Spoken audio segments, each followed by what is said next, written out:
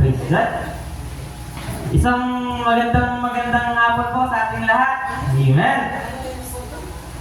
Nagagalak po ba ang bawat isa? Alam po ba natin ang ganap ngayon? Yeah.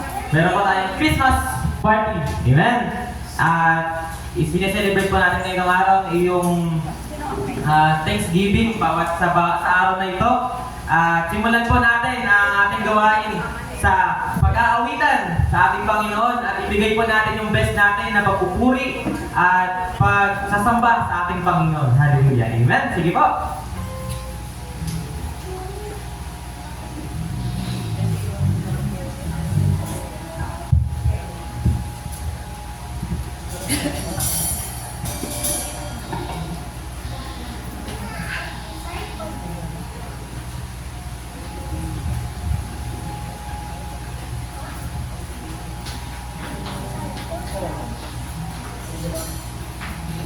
Praise God. Praise God! Isang magandang hapon sa ating lahat. Tayo po'y tumayo. Amen! Although mainit, ating isi-celebrate ngayon ang ating Thanksgiving ay ating gift giving para sa pagsilang ng ating Panginoong Jesus. The reason for this season is Jesus. Amen! Taas nga po natin ang ating mga kamay! Iwalay-way! Hallelujah! Sa ating po panimulang pag-awit, tayo po ay mag-share ng ating blessing sa bawat isang ating makakadaupang palad. Amen!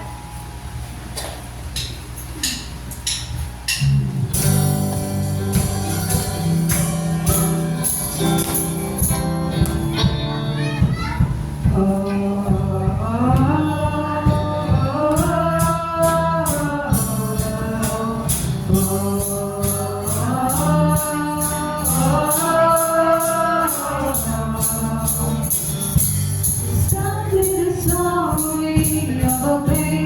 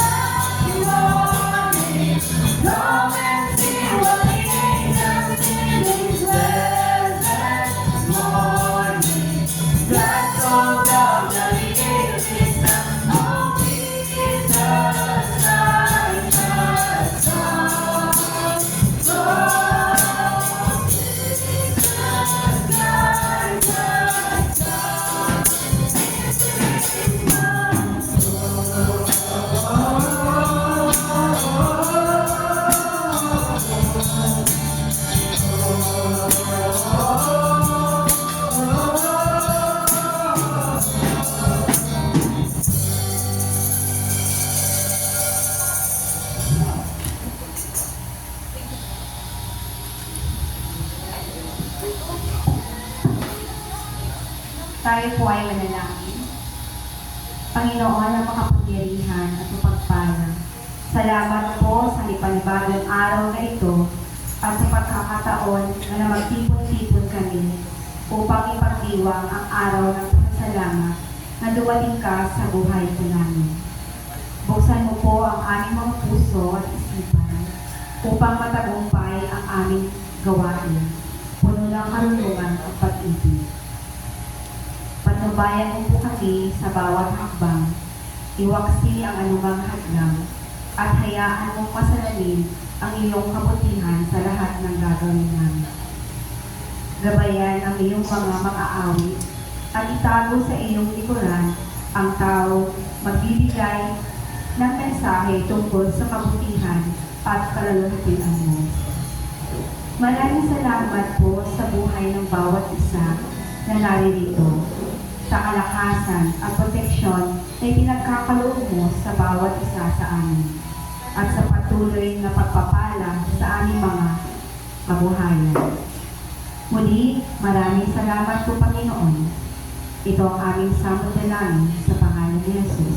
Amen. Amen. Manatili po tayong nakatayo. Amen.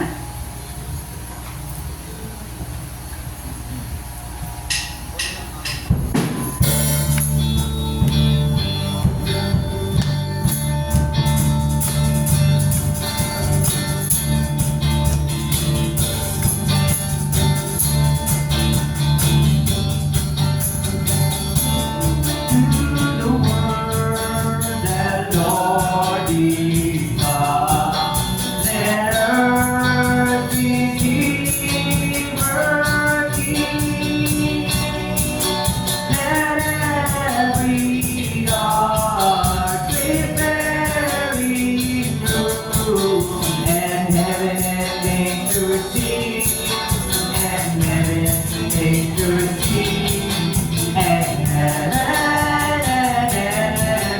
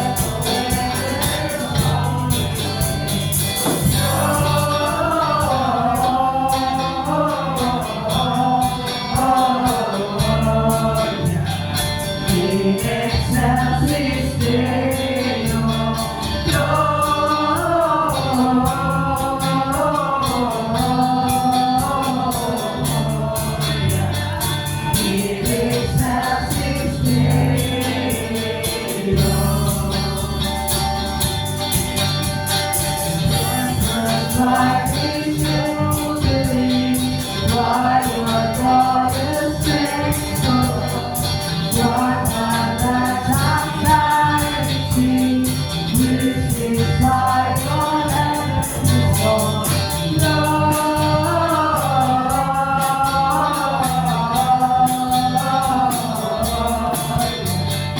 You make us his name,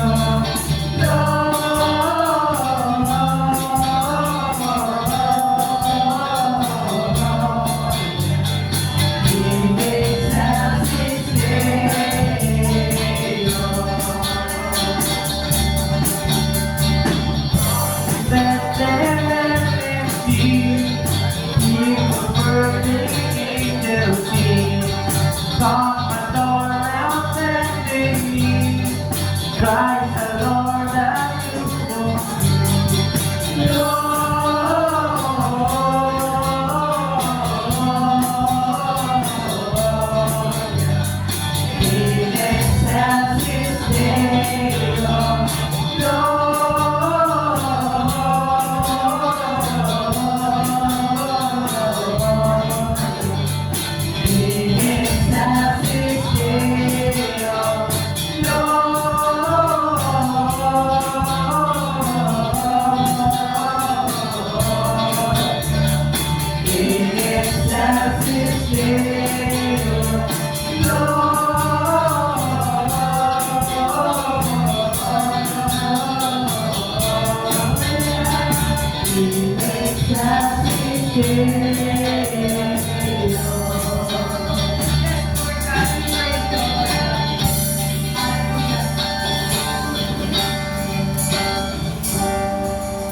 Yes, hallelujah. Praise you, Lord God. Patuloy po natin awitan ang ating Panginoong Jesus. Amen.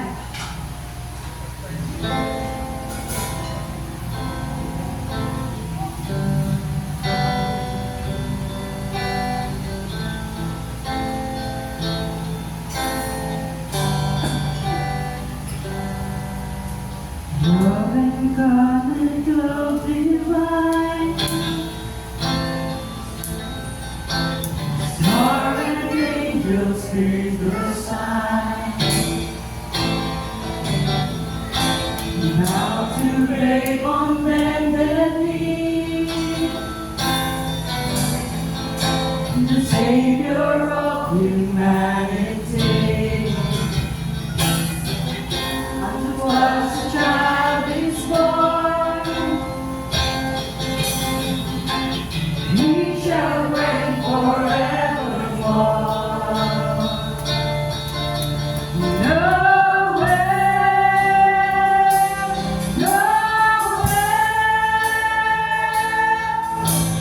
Come and see what God has done.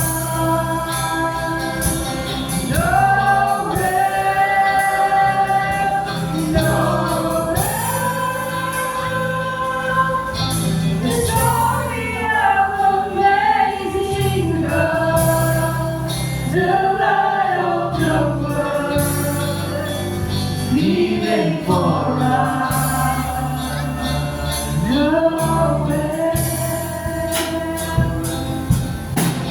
Son of God and Son of Man, there before the world began, born to suffer, born to save, born to raise us from the grave.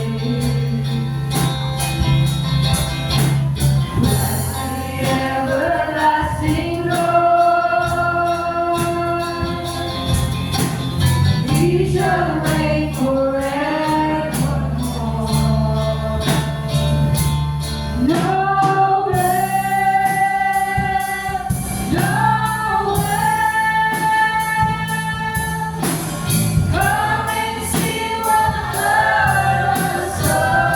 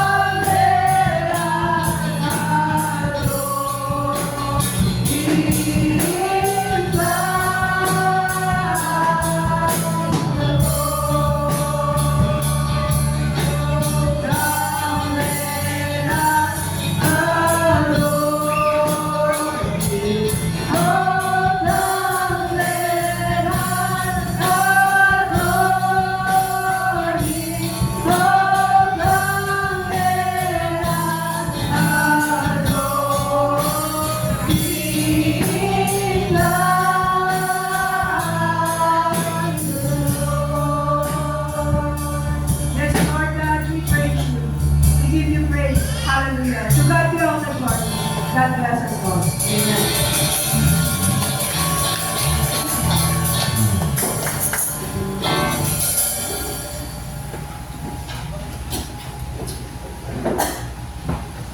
Praise God.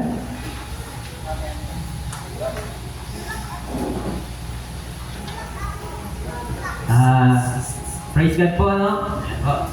Na-bless po ba ang lahat? Amen! Kung na-bless po ang lahat, palakpakan po natin ang ating Panginoon. Amen! Handa na po ba tayong marinig ang mensahe ng ating Panginoon? Amen!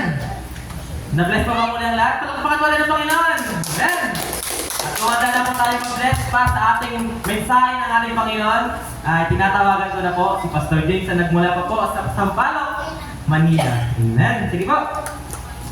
Palakpakan po natin ng Panginoon sa buhay mo ni Pastor James. Yes, sir.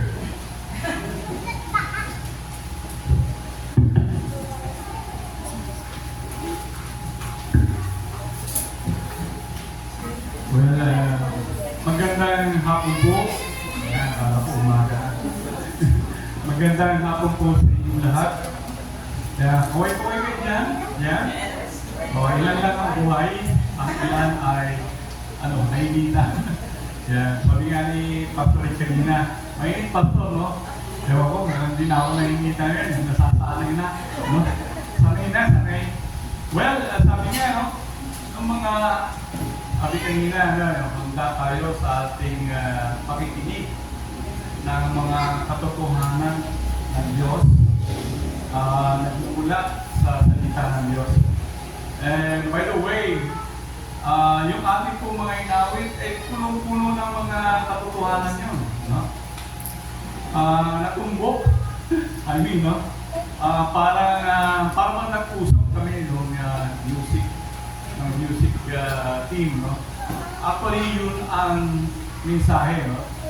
Though, narinig na natin yan. Every holiday season, every December, no? Kaya sabi ko, ano kaya ang pwede kong ngayon? Kasi medyo aalis ako dun sa tema. Pero ang tema talaga ngayon is about what? Pasko, di ba? Pasko. Kaya sabi ko, kung Pasko usually ay ang figure natin Christmas tree, di ba? Tapos may snowflakes, no? Tapos malamig. Tama, di ba? Pagdating sa Pilipinas, ibang isno ang ating na pong naranasan. Well, by the way, yung ating pong mga inawit ay mensahe mismo yun, no? If we are just listening enough, if we are just tuning enough, no? Lahat po ng mga nasa beat, yung mga talata o mga lyrics na ating pong inawit ay tunay na yun ay mga katotohanan. So, ang title ng message o sa ano na ito is meron ba class dyan? Nakikita ko ba dapat? No? Wala eh. Sige. Bro. Ito pala. Sorry. Yan. Gusto na dito eh. Hindi pa. Yan. Okay na. Go work na. Yan. Yung December 25, 25 month special message daw. Well, I think sa akin, December is always special. And I think you know why. Because this always reminds me of our Lord Jesus Christ. Unique, no? Unique ang December sa akin. Unlike when hindi pa ako Kristiyano, iba dating sa akin ng Christmas, no? Marami. I-discuss natin yun. Kasi yun yung mga issue na mga maraming tao, no? Hindi lamang sa Pilipinas, no? Sa buong mundo. And maski ang mga Kristiyano ay affected pa rin, no? Lalo na kung yung mga nakugalyan natin, no? So kaya may tanong, message title natin, what Christmas is all about? Eh kung magtatanong ako sa inyo dito ngayon, masasagot niyo ba to? Ha? Sa isang word, what Christmas is all about? Ha? Oh, meron ba kayo nasa isip? One word? Meron kaming apo ni Jack. Apo ko sa, ano ba to? Oo. Ako na, anak ng apo ko na. O ako sa pulo. 6 years old. So, pag-breakfast namin, may yun, babangon. Nandun sa kabila yan eh. Pag narinig niyo si Tita Jack, kasi tawag niya kay Jackie, Tita, sa akin lolo. No, parang no, hindi parehas. No? Oo, parang hindi parehas. Pero pag nagbibigay na ako, nagiging tito na ako. No? So what, sabi ko sa kanya, you know what Christmas is all about? Why are we celebrating Christmas? No, what is Christmas all about? Sabi ko, it's about Jesus. So every time, every morning, nag-uusap kami, what is Christmas all about? Sabi niya, Jesus. Yan. Ganun lang, one word lang, ano? Diba? Ako sabi ko, who is Jesus? Tinuro ko rin sa kanya, Jesus is the Son of God. He is also our Savior. Bata, 6 years old. And I think, yan ang dapat na tinuturo natin sa ating mga anak, sa ating mga, ano yan, apo, at apo sa tuhod. Because it's a joy to see little children, no? Magkaroon sila ng ganun na knowledge and understanding. Very important, especially in the life of a family, no?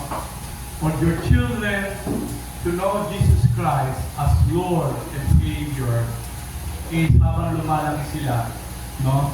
And I strongly believe, strong na may pagganyan ng foundation, no? So, pagdating ng Christmas, then you ask, every time darating Christmas, what Christmas is all about. So they will know. Imagine, 6 years old, 7 years old, 10 years old, 15 years old, may embed na sa mind nila yung heart nila. Okay? Tungkol saan ang Pasko? Yan. Multiple Bible passages tayo, parang Bible study lang. So, what Christmas is all about? So, understanding the meaning and traditions of Christmas. Dami, di ba? No? Dami siyang meaning pag nagtanong ka. Christmas, pag kinanong ka, what is Christmas all about? Ano sabihin? Gifts. O, di ba? Regalo. Ano pa? Ninong at ninang. Saan ka na? Nagtago ka na naman. No? Nakapakasyon ako, inahanap. Di ba? Naman ganyan, no? Christmas is a holiday celebrated by millions, not only millions, now they say it's about billions, no? Of people around the world observe on December 25th every year. Though, hindi exact date in December 25, by custom and tradition, in-accept na lang yan. Pero it's about around September. Pero the importance of the season is the coming of our God and Savior. Pasage ko na yung word, no? While its origin are rooted in the Christian tradition commemorating the birth of Jesus Christ, Christmas has evolved over centuries to encompass a wide array of customs. Dami. Punta ka sa Europe, iba-iba rin ang kanilang customary to, no? And values, no? Di-discuss natin yan. And practices that transcend religious boundaries, no? So, mapa-Indiano ka, mapa-Arabic ka, o ano man nationality mo, pag-Christian ka, iba-ibang klaseng custom nila, di ba? By the way, we have, if you will allow me, a so-called, iba-ibang naman, merong Roman Catholic, no? Merong Protestants, merong mga born again, merong pa dati pa yan, yung sa Orthodox Church, no? Pero ang tanong dito is, the spiritual significance, ha? Ano yung spiritual significance? Itong Christmas, okay? At its core, no? Pinaka-sentro, core. Christmas is a celebration, I think you will agree with me, of love, hope, and generosity, di ba? Di ba? Love. For God so loved the world that He gave His only begotten Son. Hope. He gives us hope. No? kung nalaman mo na ikaw ay isang makasalanan at ang kabayaran ng kasalanan ay kamatayan, eh sino magsisig sa'yo? Wala kang pag-asa. And then nalaman mo, for God so loved the world, God is so nagkaroon ka ng pag-asa. No? Kailangan palang tanggapin mo si Jesus bilang ating sariling Panginoon at pagpigtas at ako ay kumaligtas. See? So there is hope and there is also generosity. Yan o, nakikita niyo ba sa aral natin? Ha? Diba? May house and lot dyan. Yung house and lot, pagtrabahuan na natin yun. No? But there's plenty. No? Diba? Generosity. No? Yun ang duling ano eh. No? And ito, for Christians, it marks the arrival of Jesus Christ, whom they believe to be the Savior. Pero sa atin, we believe already He's the Savior and bringer of peace. Alam mo, I like this. Nakikita niyo ba ito? I like this. No? Kasi lahat ng kabuuan yan nandoon sa Christmas stories. No? There is peace on earth. It's true. Because lahat ng walang Kristo, kaaway ng Diyos. That's what the Bible says. If you are outside God's family, you are an enemy of God. But once you get in by faith, trusting His Son, no? Sabi ng Romans chapter 8, therefore there is no more condemnation for those who are in Christ Jesus. Romans 5:1, we already obtained peace with God. Ito yung relationship. Because we are all sinners. And we need to be reconciled with God. No? Kaya this message today is not only for you. Maybe medyo nakatenga ka ng konti. Matinating ka, pero marami ka pa rin tanong. No? But this also will stir up your soul and spirit. Ano yan? Churches of special services, no? Such as midnight masses, no? Ngayon, yung midnight masses, medyo hindi na siya masyado, no? Hindi na siya masyado, kaya ginawa nila sa gabi na lang. Pero gabi pa rin, madilim. No? Yung iba naman siguro sa umaga. And many believers reflect on themes of compassion, no? Forgiveness and goodwill to all men. Alam niyo yung compassion, no? Alam mo, this is a Christian word. This is a Christian idea. No? Yung habag, no? Yung pagpapatawad sa kapwa at yung goodwill. Alam mo yung compassion, I always remember pag yung word na compassion, meron ako yung pinakamatanda namin kapatid, yung elder. Ano yan? Tradition niya yan. Every December, pagdating ng December ko, may bata yan sa bahay nila. Alam niyo kung saan galing ang bata? Sa orphanage. Ina-adapt niya for 1 month. Yun ang transaction dali. 1 month, that child will be in their house as their children, as like their child. They treat them as a child. No? So, what can you say this? Fortunate yung bata, no? Kasi orphan siya, no? And then, kakaroon siya ng experience to have a family even for a month. And that's the time where compassion, no, express. Kaya there's nothing wrong, even in adoption. It's a good thing. Actually, we take care of the orphans and the widows, no? Very Christian-like yan. Forgiveness. Yan. This is also season na patawad. Yan. Yan. Sino na naalala niyo sa isipan niyo na dapat natin patawarin? No? Bilis-bilisan kasi malapit na yung mag-New Year, no? Ayusin na natin yung mga ano yan. Kung ikaw may atraso, napitan mo na, yung nagkasuha mo. Kung siya naman may atraso, lumapit ka na rin, sabihin mo, pinatatawad mo na siya. That is very Christian-like. Oh? And goodwill to all. Hindi ngayon yung panahon na buti nga sa'yo yan. No? Ha? Nakarma sa iyo yan, mga ganun, no? Hindi. Anong sabi ng Bible? Bless and do not curse. So, very Christian-like goodwill, eh. No? Kasi sa, ganun yan, eh. Alam mo, problema lang hindi tayo nakapagsalita ng goodwill sa kapwa natin kasi dala ng inggit. Inggit, saka jealousy, envy. Parang nainggit tayo, no? Uy, siya lang, Lord. Kaya minsan pag tayo nag-praise the Lord kayo lang mga anak ng Diyos. Kung wala ka kay Kristo, kami lang talaga. Di ba? Kailangan maging kay Kristo ka para maging anak ka ng Diyos. Amen? John 1:12. But as many as did receive Him, to them He gave the right to become His child, His children. No? So, yun ang spiritual significance, no? Yung isa, ito pa, family and togetherness. Diba? Hoy, nandito si Brad, no? Galing pa, naamoy niyo ba yung simoy ng Dubai? Galing ng Dubai yan, ha? See, this is family togetherness. Most of the time kami nung nandun pa rin sa Dubai, December is always reserved for our vacation. Kami mag-asawa, no? Happy kami, 15 days sa Manila, 15 days either sa Bacolod o sa Davao. Kasi imagine, we spend time with family, ang pamilya at pakikipag-isa.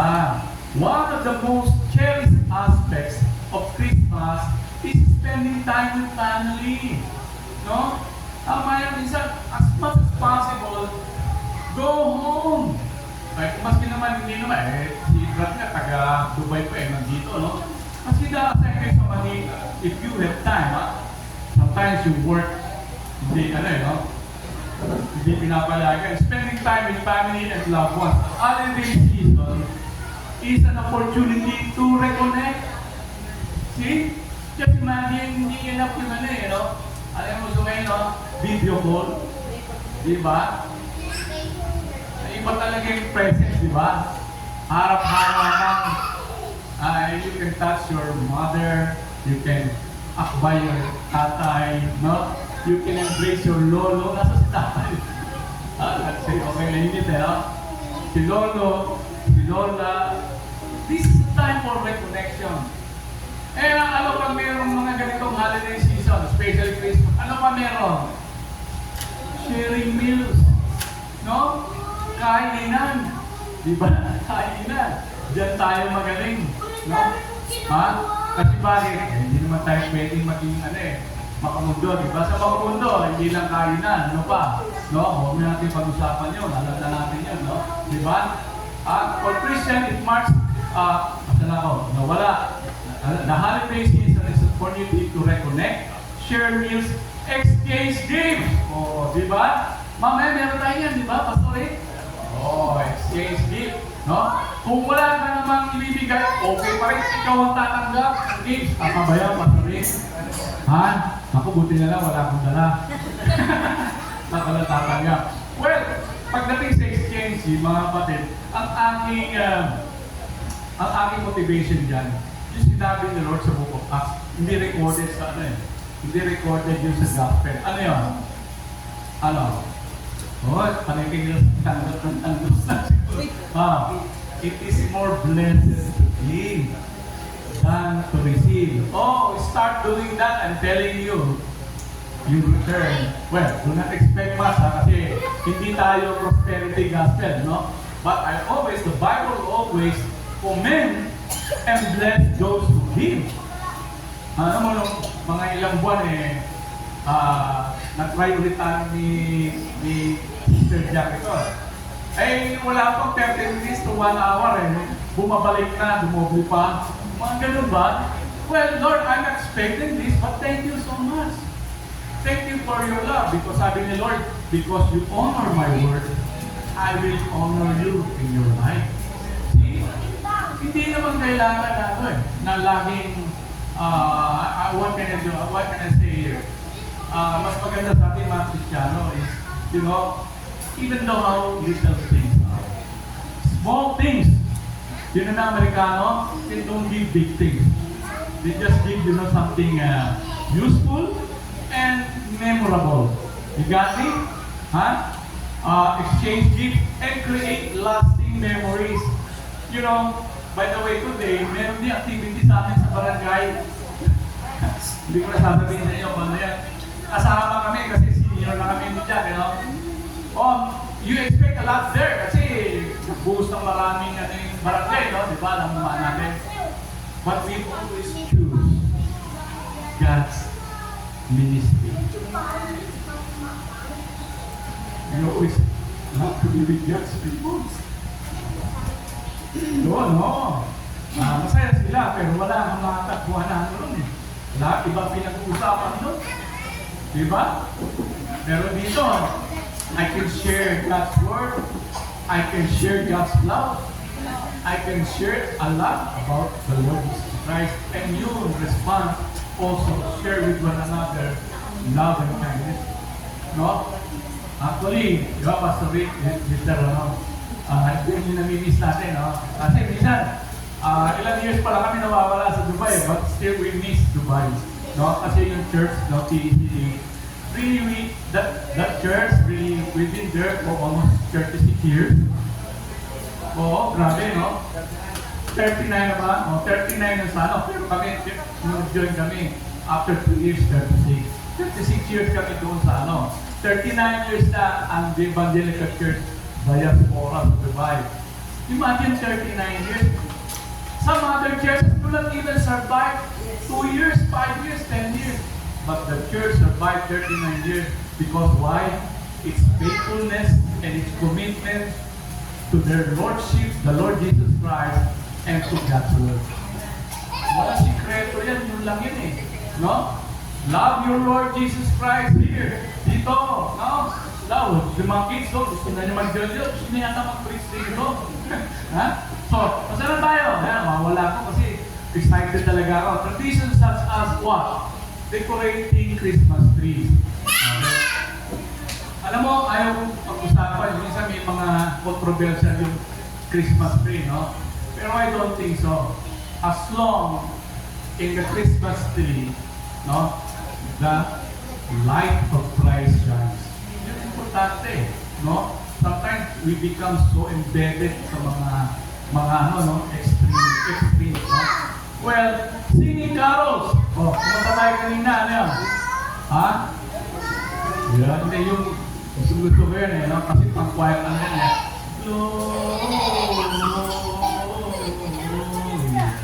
Napapakutan pa ako kanina eh. I love that song because it expresses a lot of things. Yan, singing carols and preparing festive dishes, strengthen family bonds and foster a spirit of togetherness. You know, when you come together as a family, the one thing for sure that you should do. Isa hindi naman nawawala sa pamilya may tampuhan, tama? Come on! You know, sino dito na perfect family? No? Bukas na bukas yung door, makakalabas na kayo, hindi ito ang place na inyo. There's no perfect family. No?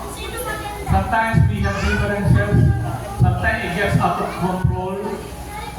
But Christmas time, Christmas season, is a time for family plans. Kanina nasabi ko nga, no? Compassion, forgiveness, and goodwill to men. No? A foster a spirit of togetherness. Whether united or not, you cannot choose your parents. Tama? Can you choose? You can choose your wife.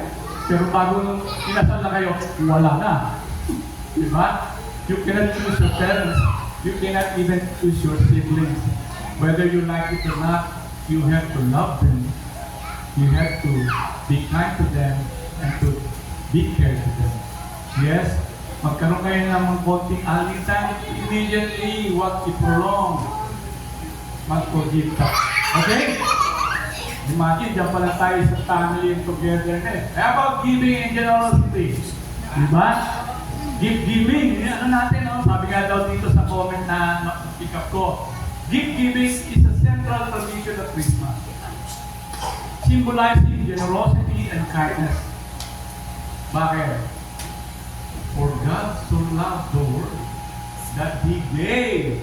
Oh, that's a big, big generosity. No? God Himself gave His only begotten Son. Mga kapatid, every time na nagbibigay kayo, that's how you should think.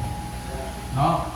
regardless, small, medium, big, na binibigay ninyo, that's nothing compared to what God has given to each one of us. And what is that?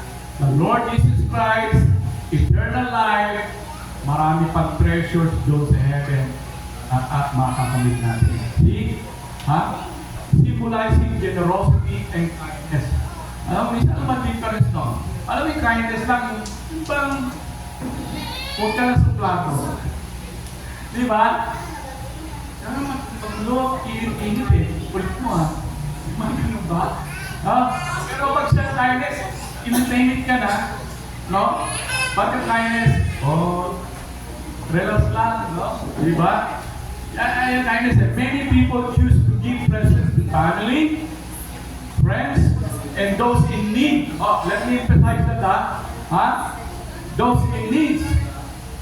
Listen to me. Guys, I want you to listen to me. This is very important.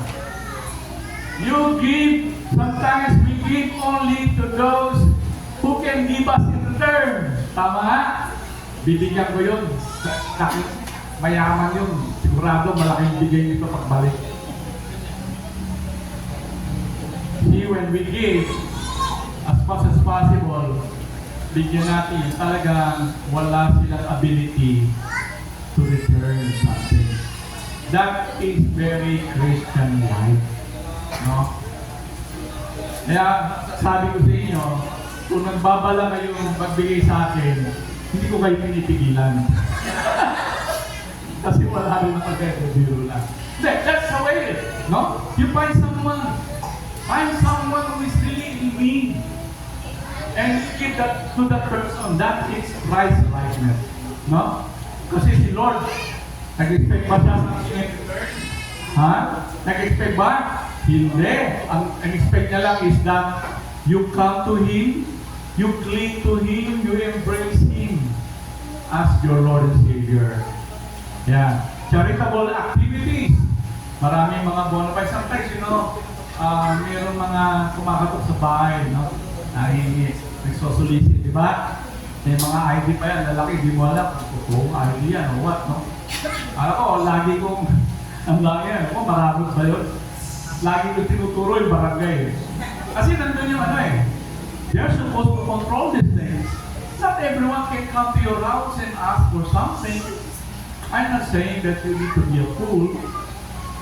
Pero sabi, Pastor, paano yung sinabi ni Lord? To those who ask, you give. Well, if He asks, you give Him. Huh? If you have the capacity, if you have the heart, give them. Ang emphasis dito, and those in need, reflecting the spirit of sharing and caring for others. It does not mean wala tayong pangailan. Even though may kakayanan bawat isa sa atin, but the feeling, di ba? The feeling of receiving something from someone is also a motivation to give to others. Yun ang kuya namin. May kuya kami pagkuhan matanda. Nung ako hindi pa na nag-aaral ko pala, kaya wala namang kapasidad magbigay sa kanya. Lagi ko iniisip, paano ko bibigyan si kuya? Halos lahat yata nasa kanya na. No? Pero nung nagkaroon ng chance na magbigay, naisipan ko lang. Gusto ko mabigay ito, yung t-shirt lang. T-shirt lang. T-shirt, simple t-shirt. Well, he can buy maybe 10, 20 times of t-shirts. Pero nung inabot ko, binigay ko sa kanya, nakita ko yung glow sa mukha niya. Kung gaano siya kasaya at happy. No? Siguro, parang ako lang kapatid na nabigay sa kanya, t-shirt lang. Pero happy siya because why? Because, sometimes, or not sometimes, it's not enough for us to say to someone, I love you. O yan, ingat kayo. Pag I love you ng I love you sa mga asawa ninyo, tapos wala naman kayo naabot. Ganun, no? Okay ba? No? Di ba? Sa mga boyfriend, sa girlfriend, no? I love you kaya I love you. No? Doon na lang? Meron ba kayong mga pinrepair na gift sa inyong mga special loved ones? Di ba? Anyway, basta tayo. Okay. Yun.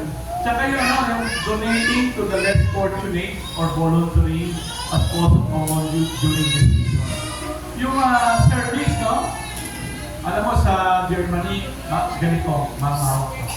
Katulad ng friend ko nung high school, padala naman siya sa akin ng picture.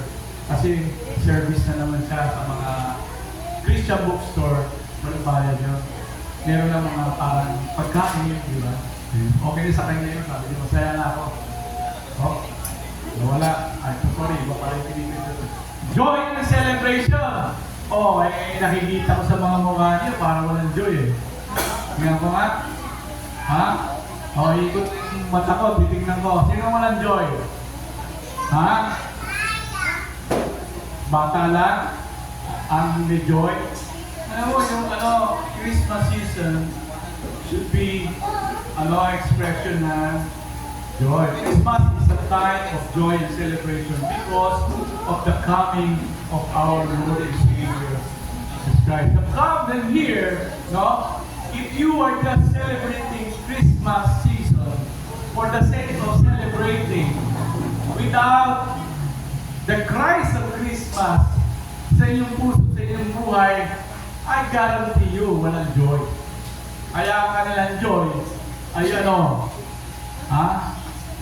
bote-bote na lang tayo yan. Oo, that's why I don't want to say this, but I'm telling you, since I came back home from Dubai back to the Philippines, tapos na yung joy to the world nila. Kasi yung aking sister-in-law galing Dubai, 6 months pa lang, alam na niya, pauwi namin, yung niya. Sabi ni sister-in-law ko doon sa mga pamangkin na tapo ko, nako, parating na si uncle ninyo. Lubos-lubosin nyo lang, kaligayahan ninyo, kasi pagdating nyo, tapos na yung mga celebration nyo. Sabi ko, you can celebrate here in the house, no? But without those things. Without those things. We can eat, we can have some coffee, no? Sabi ko nga, I can good coffee for you. Gusto nyo, Starbucks? No, di ba? Okay lang. But those kind of things is not Christian joy. It's not Christian celebration. Communities decorate streets and homes, what, barangay, ganyan no? With lights, ornaments, and nativity scenes. Festive music fills the air and markets offer seasonal treats and crafts. The holidays bring a sense of excitement and anticipation, especially for what? Children who await the arrival of something and the opening of presents. The arrival of the ninongs and the ninangs and the lolos and the lolas. Yan, no? Sometimes very demanding, yung Christmas. Tama ba ako? Are you agree? Sometimes demanding. Paano? I can see this. Kasi nung ako, hindi pa ako Christian, hindi pa ako nag-work, no? Talagang burden sa akin yung Christmas season kasi wala no? Wala ka, no? But binigyan ni Lord ng good chances so I can give one way or the other. Okay, ano to? Joy and celebration. So, let's have joy from within, no? Huwag yung superficial. Maski wala ka ngayon, fine, rejoice. But you have Christ in you. You get me? Alam mo, hirap na, no? After, paano ko mag-rejoice? Wala akong ihanda na yan. Well, doesn't matter. Do you know in the first century, do you think nakapaghanda ang mga Christian noong araw? Hinahanda sila doon sa puta ng ulo. Mag-Christmas celebration ka, tanggal ulo mo. Yun ang handa. Ihahanda ang ulo mo sa platter. Parang si John the Baptist. But today, ayan, naalala ko na naman, no? Hindi ako na pumulitika, Pero sometimes I agree, no? 500 tama naman yun. Pag naughty ko na kayo, bahala kayo. Diba? And features unique customs like Simbang Gabi, parol lanterns, and Noche Buena, 500, sabi ni Secretary. Okay, I don't want to call father, no? Sige, baka pwede nga naman, no?